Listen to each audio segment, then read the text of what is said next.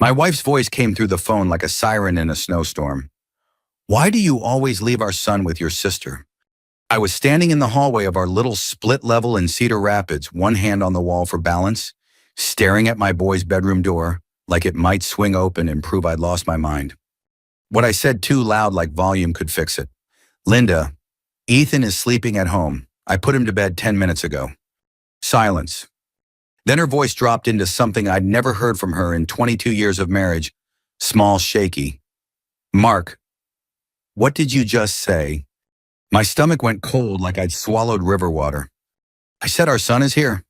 I didn't wait. I moved bare feet on the carpet runner, the house dim except for the kitchen nightlight and the blue glow of the TV we left on low. He's in his room. I can... No. Her breath hitched. In the background, I heard something metallic, maybe a car door, maybe the automatic doors at the hospital. I saw him. I saw Ethan at Carol's. He ran inside. Carol grabbed his hand. I stopped outside Ethan's door, the phone sweating against my palm. In my other hand, I still had the little brass key for the deadbolt because I'd just done my habit lock the front door, check the back slider, check the garage door. Twice. I always did it twice. My old man used to say a man's job is to keep his family safe. It sounded simple when you're a kid. It sounded like a cruel joke now. Linda, I said carefully, listen to me. I'm opening his door. I turned the knob. The door drifted open with that soft creak it always made, because I'd been meaning to fix it since 2019 and never did. The room was dark except for the little plug-in nightlight shaped like a hockey puck, because Ethan was obsessed with the Rough Riders, even though he could barely skate.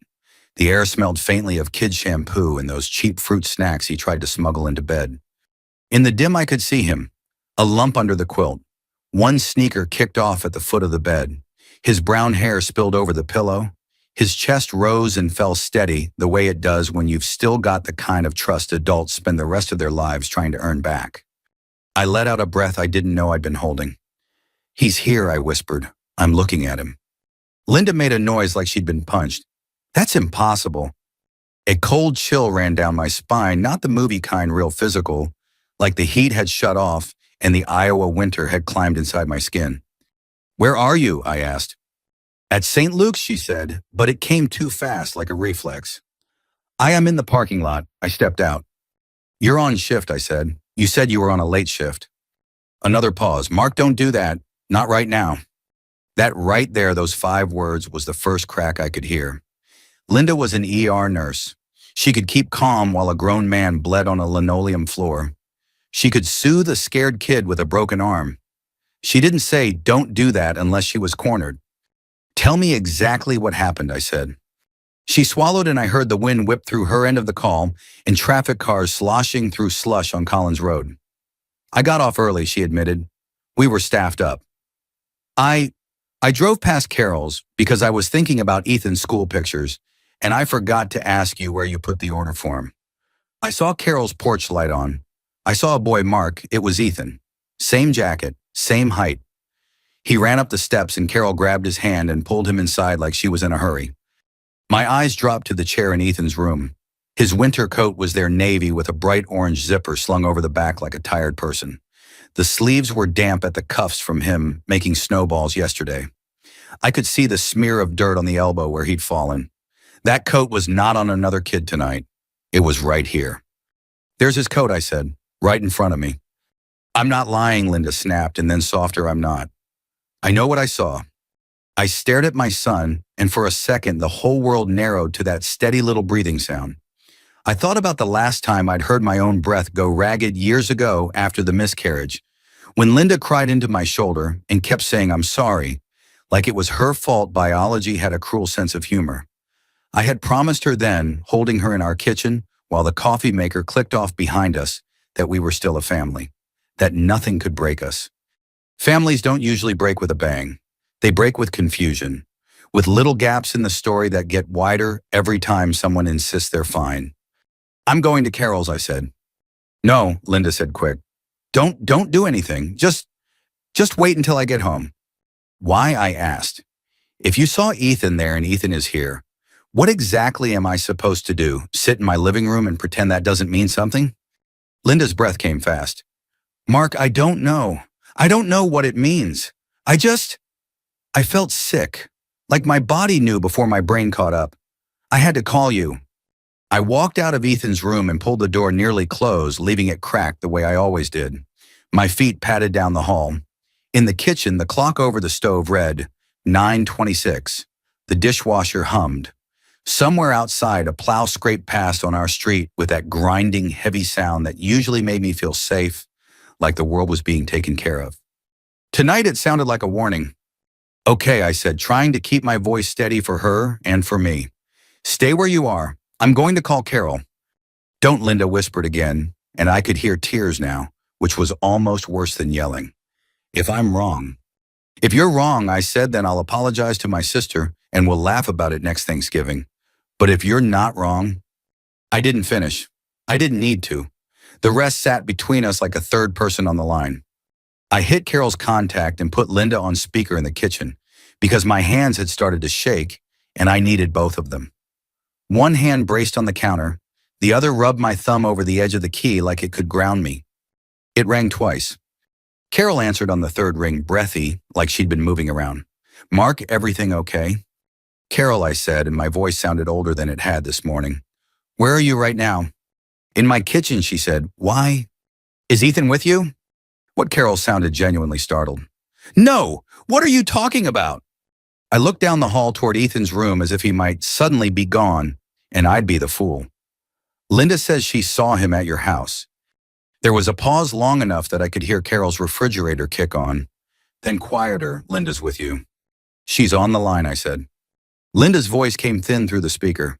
Carol, I saw a boy. I swear I did. I thought it was Ethan. Carol exhaled hard. Honey, I haven't seen Ethan in weeks. Not since the school fundraiser. I've been at work and home. I was just washing dishes. Then who was it, Linda said almost to herself. Carol didn't answer right away. Mark, she said finally, careful, you need to come over. Why, my throat tightened. Carol's voice dropped, and for the first time all night, the hair on my arms lifted like static. Because about 20 minutes ago, she said someone knocked on my back door. A kid. And when I opened it, he asked for you. My grip tightened on the key until it bit into my skin. A kid asked for me. Yes, Carol said. And Mark. He looked an awful lot like Ethan. I felt the world tilt. The dishwasher kept humming. The clock kept ticking. My son kept sleeping in the next room, innocent and small. And somewhere across town, maybe closer, there was another boy who looked like my boy asking for me by name. I didn't let myself think on the drive over. Thinking would have turned into panic, and panic gets you killed in Iowa winters. You drive steady, you watch the road, and you deal with what's in front of you. Carol lived 10 minutes away over by the older part of town, where the trees were tall and the houses all looked like they'd been built by men who planned to stay. The streets were half-plowed ridges of gray snow piled along the curbs like dirty secrets. My tires crunched and slid, and every red light felt personal. Linda stayed on the phone until I pulled up, then went quiet. I'm heading home, she said. Please, Mark, don't jump to conclusions. I didn't answer. I parked under Carol's bare maple tree, its branches clacking together in the wind like old bones. Her porch light was on, casting a yellow circle on the snow. No kid in sight. Carol opened the door before I knocked. She was still in her scrub's hair, pulled back dish towel over one shoulder. Her eyes were wide. Where is he? I asked. Inside, she said. But Mark. I stepped past her into the warm smell of soap and boiled pasta. My heart was pounding so hard I could hear it in my ears. The living room was empty. The kitchen table had a half-dried ring from a mug. Carol, I said, where's the kid? She pointed down the hall. Bathroom. He said he needed the toilet. I took 2 steps and stopped myself. I don't know why habit, maybe. That same instinct that made me check locks twice. I forced myself to slow down. I didn't want to scare a kid who wasn't mine, or worse, wasn't supposed to exist. I knocked once on the bathroom door. Hey, buddy. Silence, then the toilet flushed. The door cracked open. A boy stood there, maybe 8 or 9. Same height as Ethan. Same messy brown hair that never stayed combed. He wore a red sweatshirt and jeans too short at the ankles. But his eyes were different, lighter, and there was a thin white scar on his chin like he'd fallen off a bike once and learned the hard way. He looked at me like he knew me. You're Mark, he said. My mouth went dry. Yeah, I manage. Who are you? He hesitated, then shrugged. I'm just supposed to wait here. For who? I asked. He glanced past me toward Carol like he was checking the room. For my mom. Carol made a strangled sound. Your mom? The boy nodded. She said if anyone asked, I was Ethan. The room went quiet in a way that hurt. Even the pipes seemed to stop rattling. I crouched down so we were eye level. My knees creaked like they always did in the cold. What's your name, son? He hesitated again. Noah. That name hit me like a punch to the ribs. I'd heard it before. Years ago. Once or twice. From Linda in passing. A guy at work named Noah.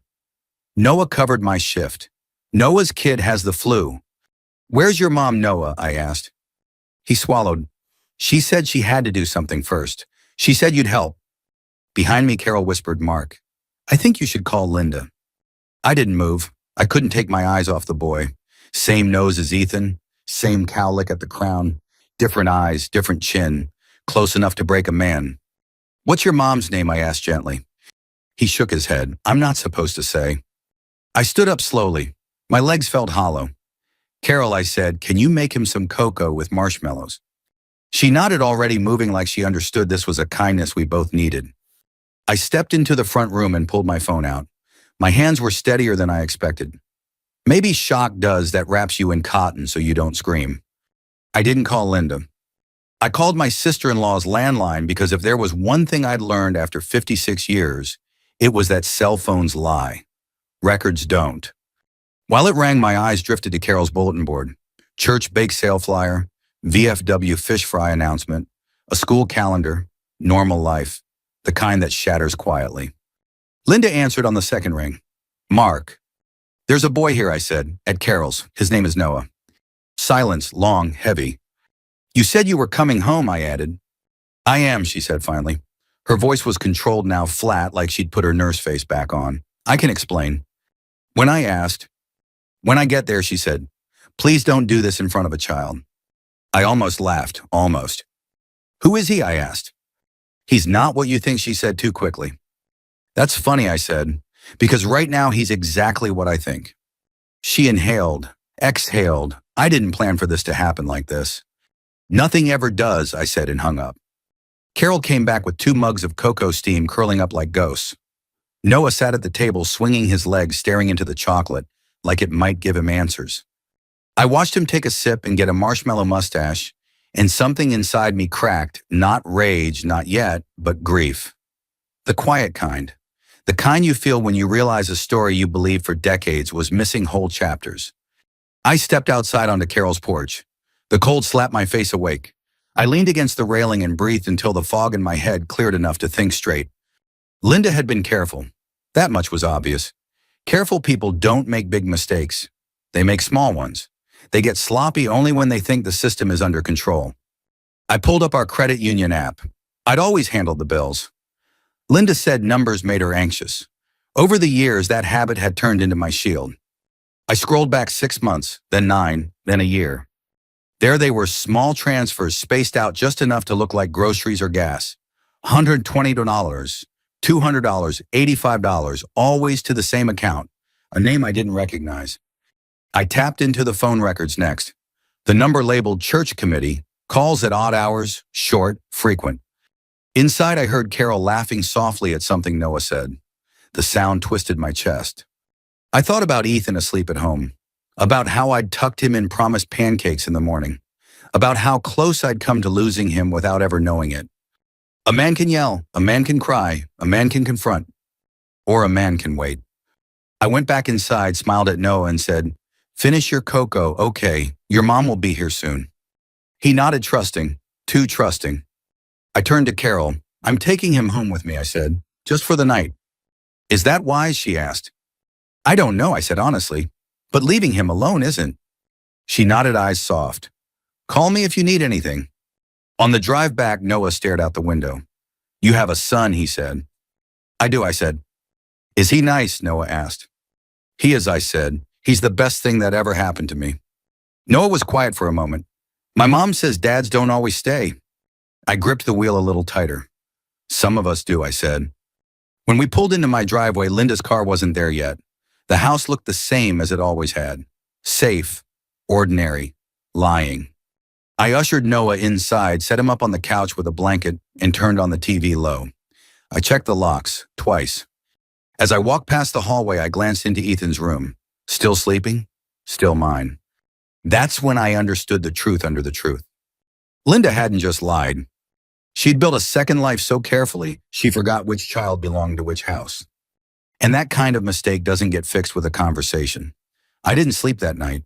Not really. I sat in the recliner in the living room with one eye on the hallway and one ear tuned to every sound the house made. The furnace kicked on and off. The old clock above the TV ticked too loud. Outside, the wind pushed snow against the siding in soft, steady waves.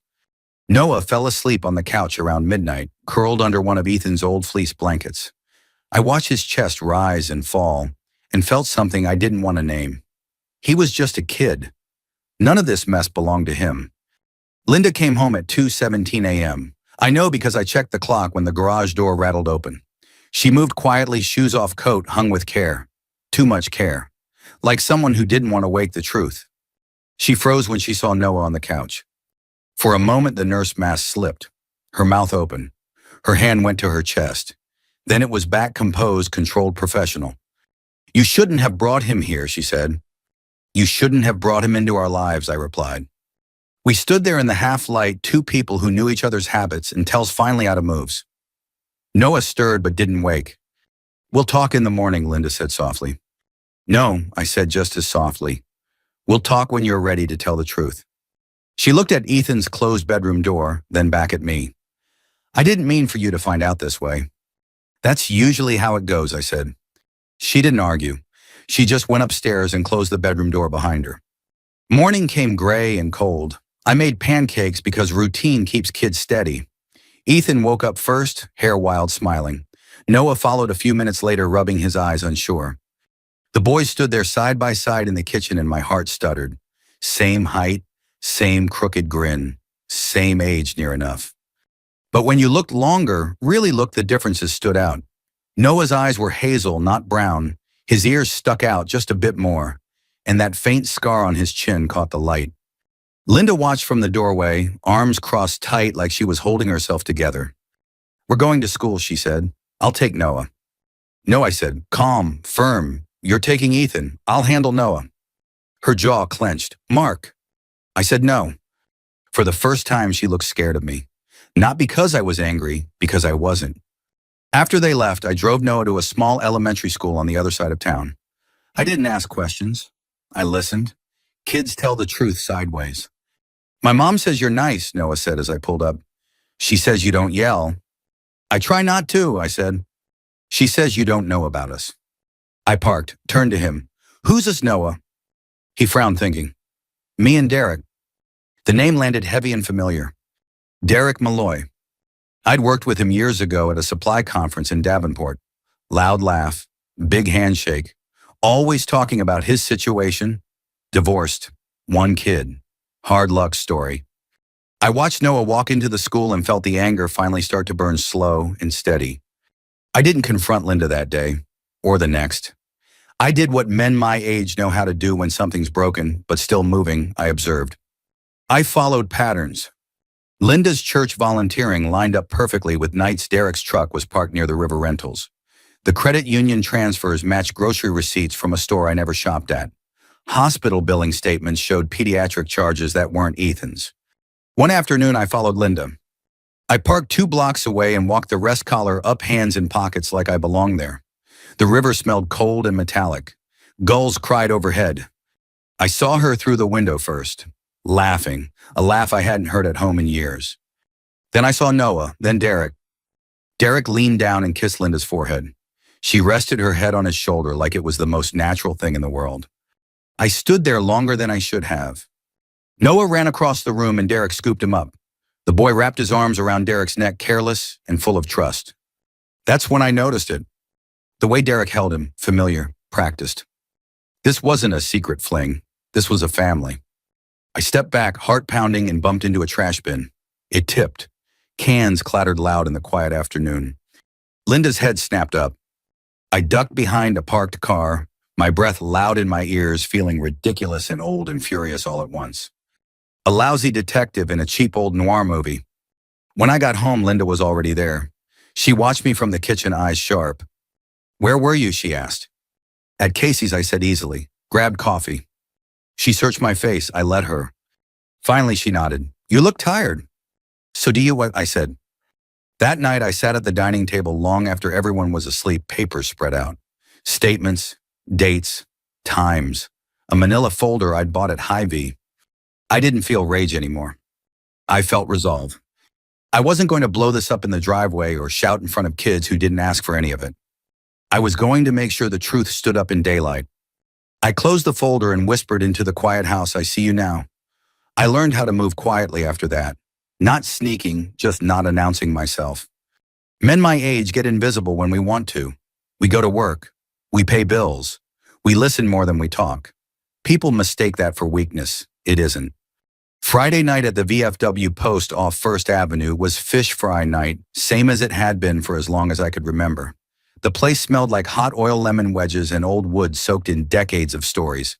Flags on the wall, a few widows at the corner table, guys my age complaining about their knees and the price of beef.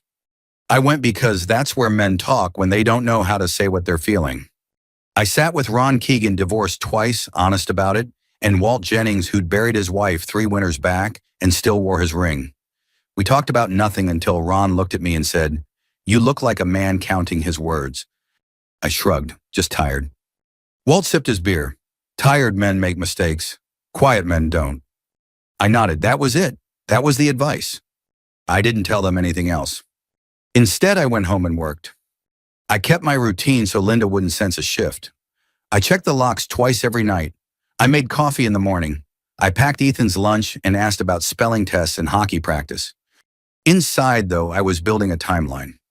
I documented everything, dates, amounts, locations. I didn't hack. I didn't spy illegally. I stayed inside the lines because I wanted this to hold up when it mattered. The credit union statements told a clean story if you knew how to read it. Transfers to the same account every month. Pediatric co-pays that didn't match Ethan's doctor.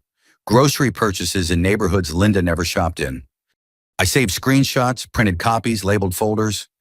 One night I noticed Linda pause in the doorway while I was on the laptop. What are you working on? She asked casual. Budget, I said. Property taxes went up.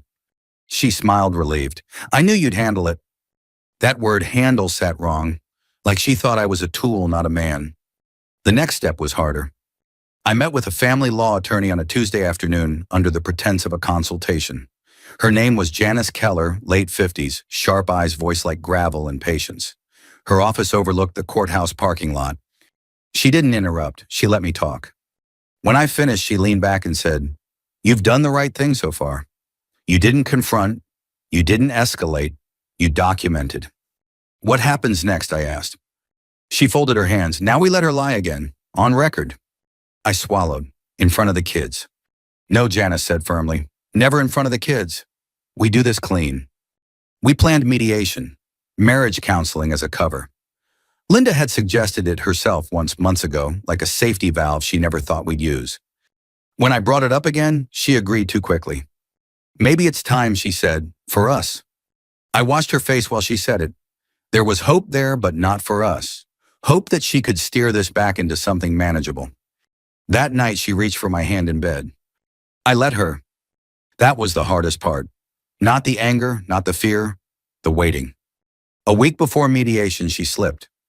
She came home flustered, phone buzzing nonstop. She forgot to lock the bathroom door.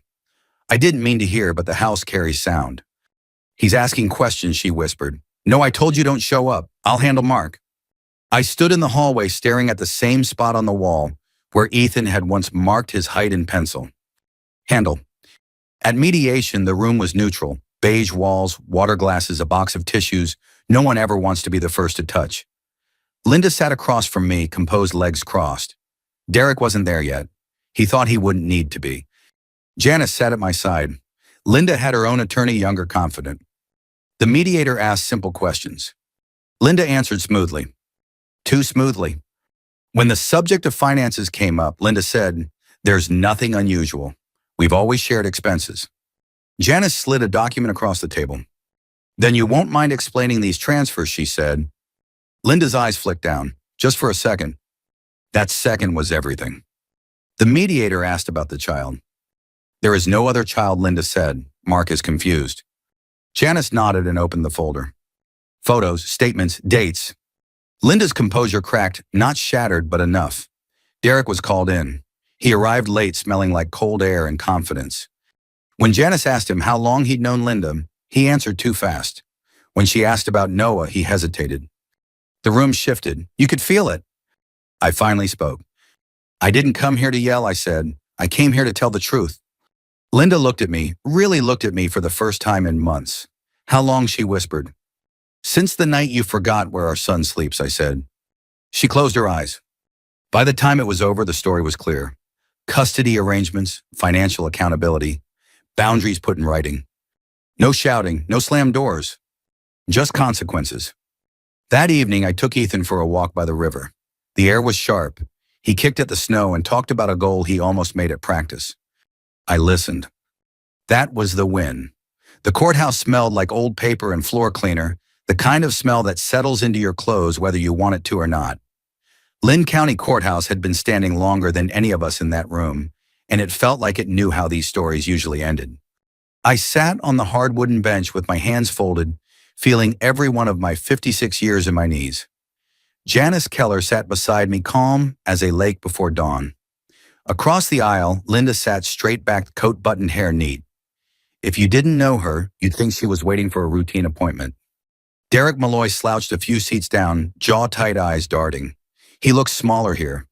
Not the confident man from the rental by the river. Just another middle-aged guy who thought he'd been smarter than the truth. When our case was called, the room quieted. Not dramatically, just enough that you could hear the shuffling of papers, the soft cough of an older woman in the back row. Linda tried one last time. It isn't what it looks like, she said, voice steady, eyes on the judge. Mark misunderstood. I never meant to hurt anyone. The judge looked over her glasses. Mrs. Holloway, you've already stated that there is no other child involved. Yes, Linda said, too quickly. Janice stood.